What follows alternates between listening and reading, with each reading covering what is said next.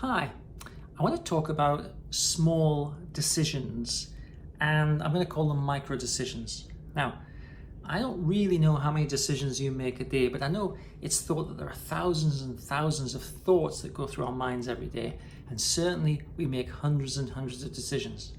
And I'm going to say that our life experience is the sum total of our decisions. And I think that's probably makes sense, right? If you make lots and lots and lots of decisions that are good, then you have a good life. And if you make lots and lots and lots of decisions that are bad, then you don't have such a good life.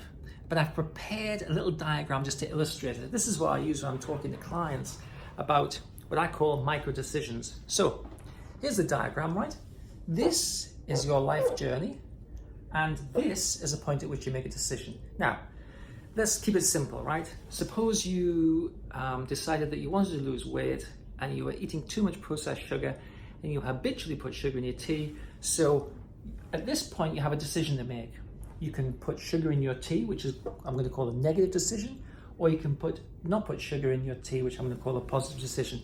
That's a micro decision. Now, let's make it even a little bit more kind of interesting. Suppose you're anxious and you don't like to go out into like social spaces all that much, and someone says, "Oh, let's go out for a walk in the town where there's lots of people." Now, you might make a decision based on fear, which would basically say, "I don't go into public spaces because I'm frightened." Or you can make a decision based on opportunity and possibility, and you could say, "Actually, do you know what?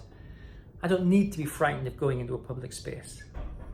Okay, let's have another example, which is a bit more, which is kind of social.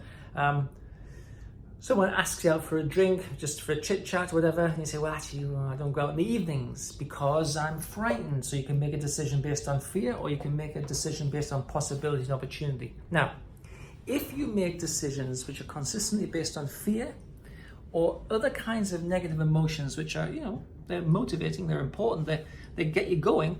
If you make decisions based on fear, micro decisions based on fear, the sum total of your life will be that you live a fearful experience.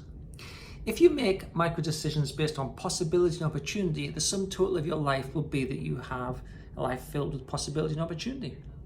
So you're in charge of what kinds of decisions that you make. And depending upon the decision that you make, that's the life that you'll have. Now that's pretty empowering. You're in charge of the experience you have. So if you decide not to do something, well, then that won't be a thing in your life. And if you decide to do something, well, that will be a thing in your life. Now, fear is a strong emotion. And a lot of people who struggle with a lot of fear have difficulty recognizing these micro decisions, right? So you've got to start practicing bringing awareness to the everyday cut and thrust of your life and take control back from, well, really micro decisions based on fear. Thanks for taking the time to watch and listen.